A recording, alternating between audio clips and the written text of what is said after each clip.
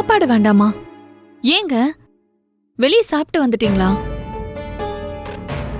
என்னாச்சுங்க? ஏன் ஒரு மாதிரியா இருக்கீங்க? அதெல்லாம் ஒண்ணும் இல்ல, நீ படு. ஏன் உங்க முகமெல்லாம் ஒரு வாட்டமாவே இருக்கு? என்ன ஆச்சு? எதுவும் பிரச்சனையாங்க? அதான் ஒண்ணும் இல்லைன்னு சொல்றல. பிரச்சனை கேட்டா என்ன அர்த்தம்? என்ன பார்த்தா தினமும் பிரச்சனை மட்டும் வர மாதிரியே தெரியுது. ஐயோ இல்லங்க, உங்க ரொம்ப முகம் வாட்டமாவும் கோவமாவும் இருக்கிற மாதிரி இருந்துச்சு, அதான் கேட்டேன். அதெல்லாம் ஒண்ணும் இல்ல, நீ தூங்கு. தண்ணி அடிச்சிருக்கீங்களா?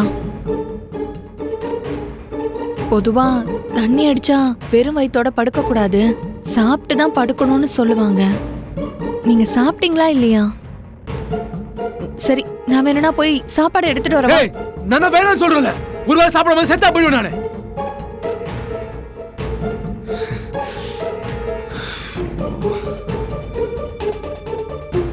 பாரு மலர், நான் தான் வேணான்னு சொல்றேன்ல. சரிங்க, நீங்க சாப்பிடுவீங்கன்னு சாப்பாட்டெல்லாம் டேபிள் மேலேயே வச்சுட்டு வந்துட்டேன்.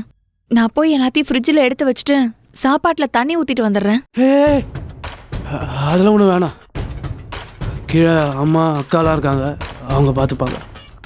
இல்லைங்க, தினமும் இதை நான் தான் செய்வேன். நானே போய் எடுத்து வச்சிடுறேன். அதான் உன்னை கீழே போக வேணான்னு சொல்றேன்ல. ஏன் இப்போ என்ன கீழே போக வேண்டாம்னு சொல்றீங்க? என்ன இத்தனை கேள்வி கேட்குறான், நான் என்ன சொல்றது? இப்போ கீழே போனானா நடந்ததை பற்றி எல்லாம் எதாவது பேசிட்டா, அப்புறம் அந்த விஷயம் அவளுக்கு தெரிஞ்சிடும். இப்போ நான் என்னதான் பண்றது? ஏங்க ஏங்க ஏன் கீழே போக வேண்டாம்னு சொல்றீங்க?